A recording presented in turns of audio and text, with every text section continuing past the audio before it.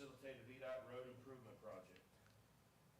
Motion on the floor by Mr. Pugh. All in favor, please signify by saying aye. Mr., if I can interrupt, I'm sorry, Mr. Martin, you've got a look on your face like you've got a question you want to ask. So basically, you moved more money out than you should have. Well, I didn't know that the money had been spent until I got the report in February. The report I got in February was the December report, and by the time we had moved the 325, by the time I got that report, we had already moved the 325,000.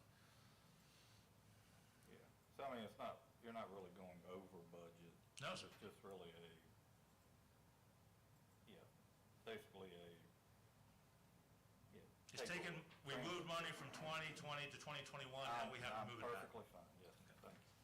There's a motion on the floor. All please signify by saying aye. Aye. Any opposed? Motion carries. Thank you very much. All right, now we have proposed county code changes. There's 3 of them on the list here. Yes, sir.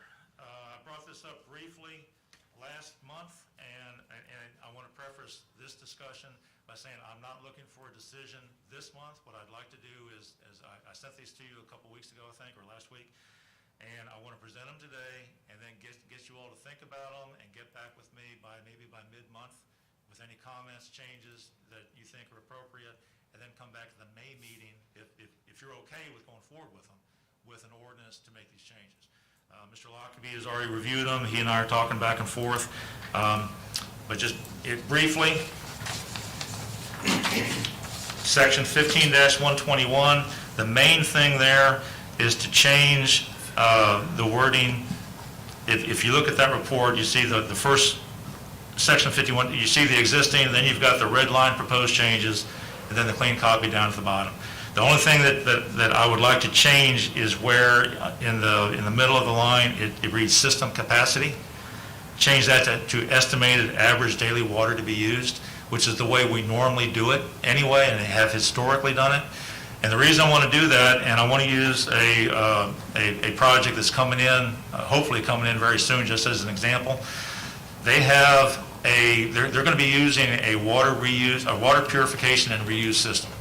And so they've got a range of water use that goes from 2,125 gallons a day if the reuse system is working to over, I think it's 12,570 gallons a day if the system has failed or is out for maintenance. The difference between those two in availability fees is about $65,000 versus $355,000. We don't want to, if we try to go after them for $355,000, the project will fall. There's no doubt in my mind about that. But if we go back figuring the vast majority of the time they're going to be using the 2,125 gallons a day, that is going to be their normal average daily water use. If we change the code to read that, if we make this change, then we can accept that lower figure. But the way the code reads right now, it reads that the fee has to be based on system capacity, which means we have to go by at least the 12,570 gallons a day. Does that make sense? Yes, it makes complete sense. Okay. So that's actually a pretty good one, considering they're going to you talking about the facility down there across from Walmart, right? Correct? Car wash? Yes, sir. Okay. Yes, sir. And that would be just under the definition and under the, Yes, sir. based on the system capacity, it won't be that, it will be the average daily water use. Yes, sir. Okay. And that also addresses 2 of our business friendliness initiative action items. Other questions on that one? Any questions, board? Seeing none? Okay, the next one is section 15-129. The big thing here was it would allow the service authority to spread large payments of availability fees over many years. And we've talked about that several times in the past. At the last board meeting, Mr. Woods, you brought up the idea we should at least get 30% of the money up front. And so I've included that. I made that change.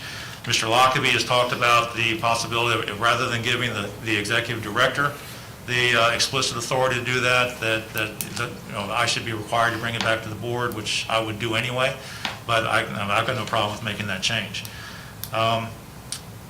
And the other, under item 4, it also, it rewords the section to also provide more information of the 4 different ways that we calculate availability fees. Right now, the only thing in there is are the tables that are in the code and one way that we do it. But we've actually always, or for many years, have done it 4 different ways and always assessed the lowest fee possible. But I wanted to include all that information in there, all 4 different ways, because that, again, addresses a couple of business friendliness initiative action items. Mr. Hopkins, my question is, and it might be in here, but, so if you're gonna spread it out over a few years, so what happens if a project goes bankrupt? Well, And the developer can no longer pay that, or is not required through bankruptcy, so what happens? Okay, How do you guarantee the availability fees are paid to the service authority? well, the only reason, and we talked about this at the last board meeting, the only time we would ever really need a guarantee like that is if we are extending new infrastructure that we have invested in. Like with car wash, they're connecting onto existing water lines and existing sewer lines. So if they go bankrupt after 5 years, then we've gotten the availability fees and the sales for 5 years. We haven't lost anything because we didn't invest anything. So I'm thinking this is it's just money in the bank to us. But, and I'm glad you brought that up, 'cause I'd have to go back and look. I don't remember whether I included in this thing that, about the new infrastructure, about how we would guarantee that, and I don't think I have. I need to go back and look at that. Okay, because something about surety bond or something of that nature you would require in order to make sure that money is paid, especially if it's a new extension? Is that? As the attorney, I would like to see a surety bond or an irrevocable letter of credit, yeah. Okay, so we need to address this and get that fixed on this last item, correct? Yes. Okay. Either that or just put in we could add a separate, I could fix this to say this is only for connecting to existing infrastructure, and but that's what I'll probably do, and then just add a paragraph saying for new infrastructure, we would require a surety bond or a letter of credit. But I'll work with Mr. Lockerbie on that. Okay, all right. And the last one should be a pretty quick one. Our residential customer deposit right now for both water or for water or sewer is only $45. It's been like that for I don't know how many years. Right now, I live alone, and my normal water bill is under $45. So you figure a normal household of 3 people is going to have a normal water bill much higher than that. And I would like to take this deposit and get it up to $100, because I think one of the problems we're having with people skipping out on their bills is that, they look at what their last bill is, and they look at what their deposit is, and they figure, well, I'm better off if I just leave. Whereas if we up the deposit, then they'll look at it and say, well, if I go back and get my deposit and pay the bill, I'm better off that way. And, I promised you all 5 years ago that I was going to try, start working to reduce the bad debt write-offs at the end of the year. And this is another thing that I want to do to try to address that. Questions? Okay, so I'll work with Mr. Lockerbie on these and get you all updates by the middle of this month. And then if you all can get back to me with your thoughts, any changes you want to make, and then he and I will bring them back as ordinances at the May meeting. Yeah, I'll just say, everything that you presented is okay to me, with the exception of essentially financing the availability fee over a certain period of time. That gives me pause.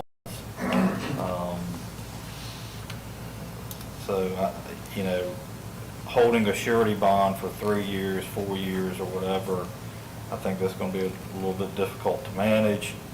It's very difficult to pull those, so I'm just not very supportive of that.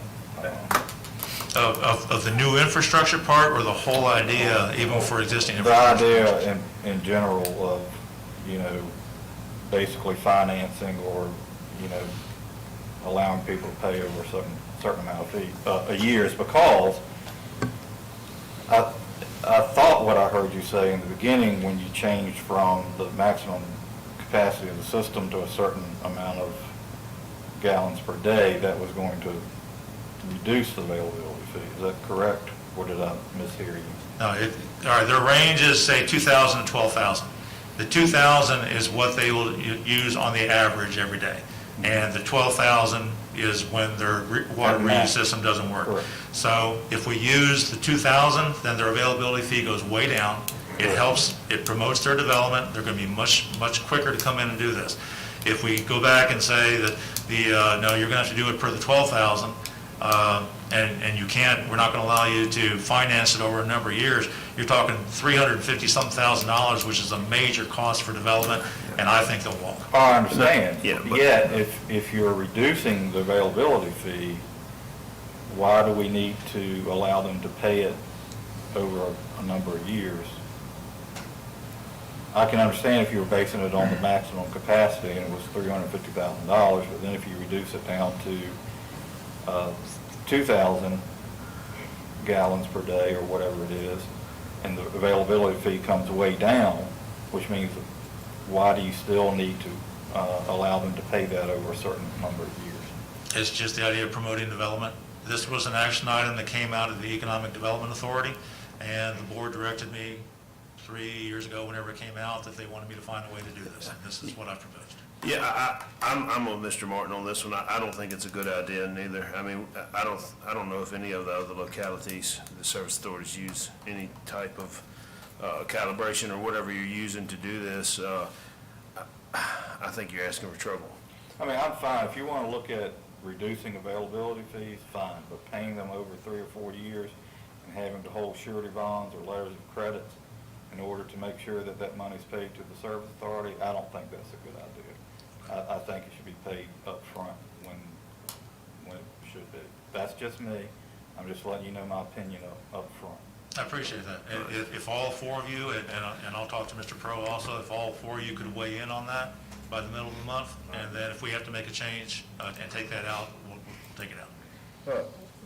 Mr. Martin, if we have that in the code as an option, if it's not in the code, we don't have it as a tool, correct? That's correct. If it would be required by board approval and not director approval, but we had that in the code as an option on extreme cases, it might give us a little bit of flexibility in certain instances. I do agree with you that going from the 12,000 and the example of a $300,000 availability fee to now of a $65,000, I fully agree that that's a fee that's reasonable, that should be associated with that type of development and paid at one time. I'm just kind of thinking a little bit, trying to think outside the box. If we have that as a tool available to the board in a special situation, would it be something worth having in the code? I understand what you're saying, and yes, if it's not in the code, I don't think it's an option yet. I think if it's going to be in the code, there needs to be some very strict guidelines on what it would be based upon, right? What is the hardship? Right. I do not want to see the board get put in a situation where, Tom came in a bad mood today, he's not granting anything. There needs to be specific criteria for when the board would consider it. Otherwise, everybody's going to come in, and if you grant it for one, you're going to have to grant it for the other one. That's Right. why I'm just not a big supporter of I'm not a supporter of waiving fees or putting this over time, but that's just me. All right, any other discussions? All right, we'll go ahead and move on. We'll just take a look at that, and you'll bring that back to us at the next board meeting, and if you all have anything you want to get to Mr. Hopkins, just email him. But I do appreciate your work on it. Thank you, sir. Thank you Appreciate it. for that. We'll go ahead and move to miscellaneous matters. Mr. Hopkins? Okay, I'll just run through these real quick. We hired Nathaniel Trumbo, a retired U.S. Marine Corps veteran, as a water treatment operator apprentice at the Lanham plant. He started March 16th, and to date seems to be very enthusiastic and learning a lot, and we think he's going to be a valuable operator. The Water Environment Federation is now offering grants for the training of water treatment operators, and I'm talking with Mr. Trumbo and another operator, Hunter Glass, who will be going to the Virginia Tech Short School this year virtually at $500 a piece. And I want to put in an application for each of them to get some money from WEF to pay for that. For those of you who, I guess really only for Mr. Woods, the rest of you being supervisors, the supervisors approved a $1 million contribution to the Service Authority from an anticipated American Rescue Plan stimulus funding award as a means of helping county staff increase raises, county staff increase raises for county staff and still balance the budget. The $1 million will replace the annual county contribution that the supervisors have been doing for the last 5 years, except for last year. I've already talked with senior staff, and we're thinking what we would like to do, and what we're planning on doing is using that money as either the first or both of the wastewater treatment plant removal and replacement projects with pump stations, for which case we would also go back to DEQ and apply for up to $250,000 in grant money. So, and depending on the money available at the time, we would also do sewer extensions throughout that neighborhood to, as part of that overall project. Credit card fees, I was on a webinar or a Zoom meeting a couple weeks ago, and was talking with, or somebody made a presentation, a director of another utility, and we had talked about credit card payments a while back, and ways of getting the fees reduced or eliminated. And what this other utility is doing is they've gotten together with a bank, and the utility has set up a program with the bank where they pay the credit card fees, so the customer doesn't pay them. But what the utility gets in lieu of that, or because of that, they get the points. And the points, according to this other director, they've been doing it for 2-3 years now, the points are the money they're getting from the points is far exceeding the amount of money that they're paying in the fees. It's like $20,000 a year. So I've got the water office manager looking into that, and we'll be reporting back on that later. Next thing is a customer assistance program. I've been talking with HomeServe for about a year now. They approached me over a year ago to ask for permission, or for me to go to the board to get permission for them to offer water and sewer service line insurance or warranties for when they got leaks or breaks or something like that. And what I had proposed instead is that, and I'm working with them, HomeServe right now, is that they give us a proposal where the service authority, either solely or with customers, do a nationwide, a system-wide insurance program, so that we are funding it, we're in control of it, and customers don't have to pay anything. I have not seen the proposal yet. I'm still working with Mr. Golden on that. As soon as I've got more information, I'll get back with you on that. So you're talking about private lines? Yes, sir. Between the meter in the house, or between the clean out in the house. Of course, anything on the other side of the meter, the clean out is our responsibility, and we take care of it. So the company that you're talking to, typically, are they the provider? They're like an insurance company. They are an insurance company. They don't actually do the work. They actually came out and replaced my water service line at my house this last year. And that's what they do. They hire a plumber to come in and do the work for them. Okay. And so typically they manage that, correct? Yes. And so what you're asking to do is for them to be the insurer, but we would be the management of that Correct. process? Correct. I think that could cause a lot of confusion with the customers, why Amherst County is taking that. I mean, I'm just wondering if it's worth the burden, the pressure of the staff to have that additional work. Just things to consider. Well, and we will look into that. But again, once I've sat down and talked with Mr. Golden some more, and I've got an actual proposal, his proposal may come back at such a fee that we wouldn't be interested anyway. Yeah, I'm just looking at it right now. I understand if they want to go out and, essentially sell insurance to ACSA customers, right, for their private water line, right? That's no different than, if I drive a Ford, I can get my insurance from anybody. I don't have to get it through Ford, right? Yes. But, I'm not sure why we would want to get involved on the private customer side. The main issue is the vast majority of the people that call us with problems, and a lot of the people that have customer arrearages, are people that are low fixed income households. and they can't afford this. They can't afford they can't afford to make the repair themselves, so they come to us and see if we can help, and they almost certainly cannot afford the insurance. So my thought was to offer it, have the service authority offer it system-wide. So who would pay for the insurance? It would be, well, again, it would depend on the proposal. I mean, what I'd like to do is, what I'm thinking is that for 6,000 or 7,000 connections, or actually maybe 8,000 when you include sewer, that what do they call that, the chart that they go by, the insurance companies, where they go by the frequency, the probability that there's going to be a problem, actuarial tables, thank you, sir. The liability is, the likelihood that something is going to happen is relatively small. So they wouldn't be looking at the likelihood that there'd be a lot of problems annually, so the fee would be relatively small. If that's the case, I would like us to fund it if we can afford to. If it's more than that, or if the board wants to do a joint funding, then we could go back and go back to the customers and see if they want to do it, either individually or as a group. Yeah, I don't know.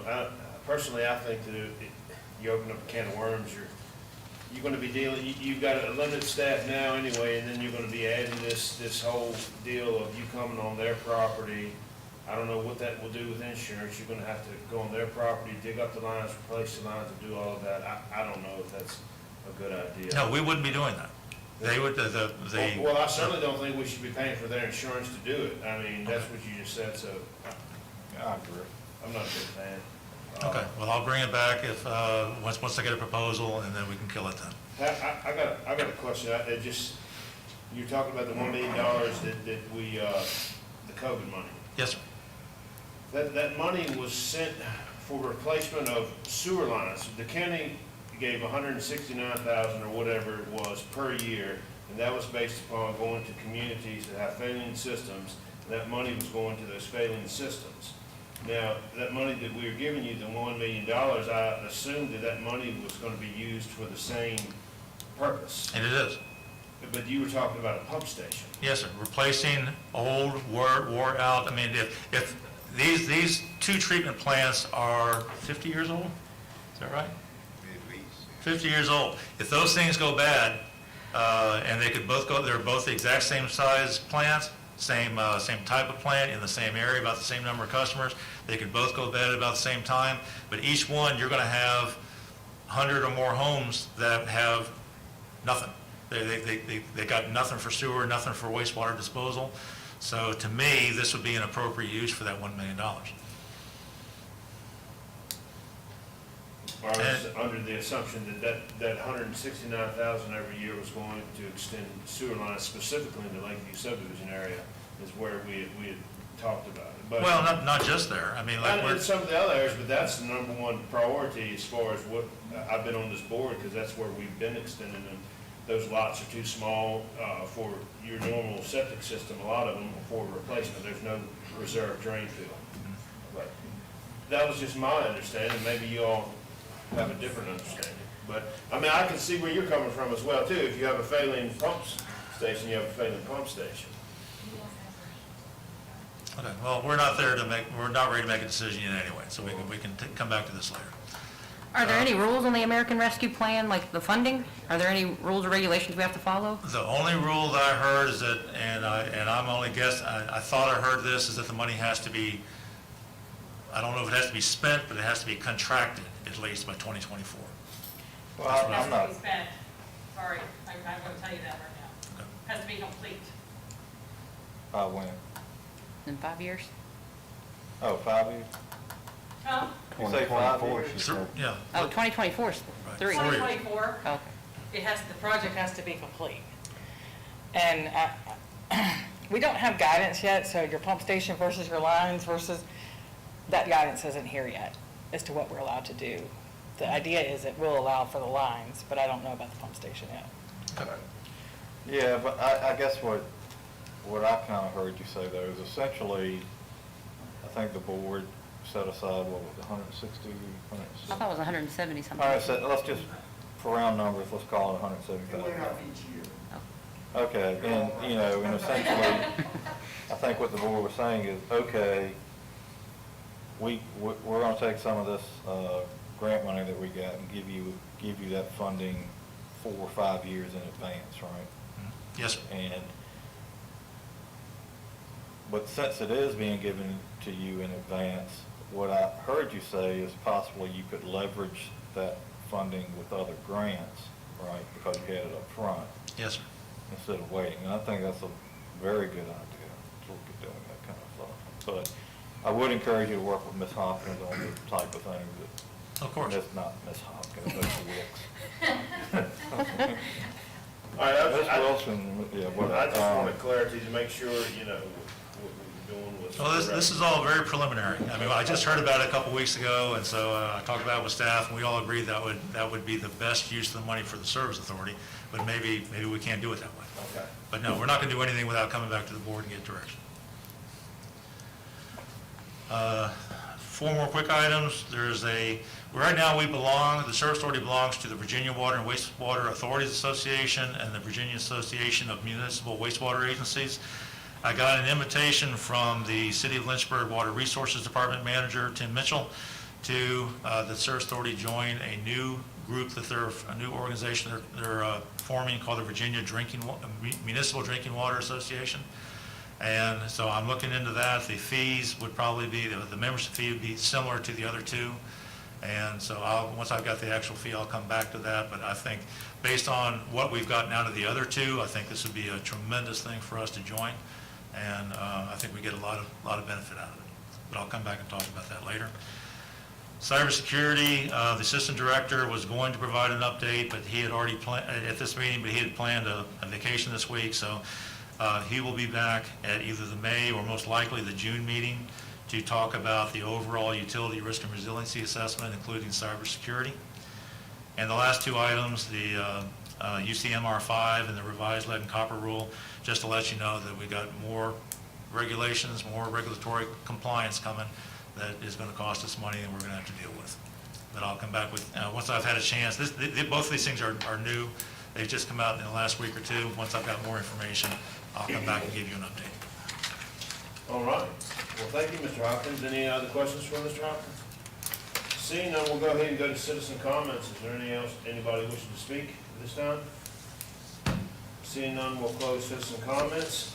Does anyone have the closed session motion? I do. I move that the Amherst County Service Authority Board convene in closed session pursuant to Section 2.2-3711, Section A1 of the Code of Virginia, 1950, as amended, to evaluate the performance of the Executive Director. Motion on the floor by Mr. Wood. All in favor, please signify by saying aye. Aye.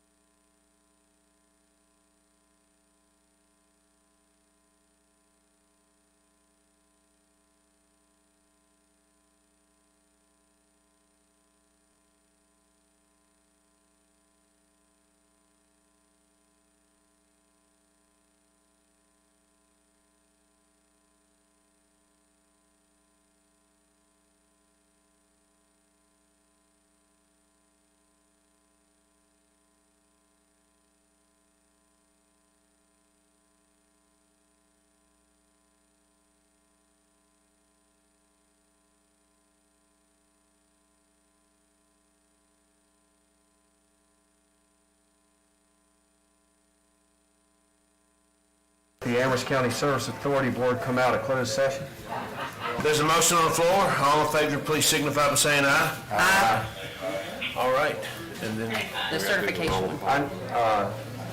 I move that the Amherst County Service Authority Board certify by a recorded vote that to the best of each board member's knowledge, only public business matters lawfully exempted from the open meeting requirements of the Virginia Freedom of Information Act and identified in the motion authorizing the closed session were heard, discussed, or considered in the closed session.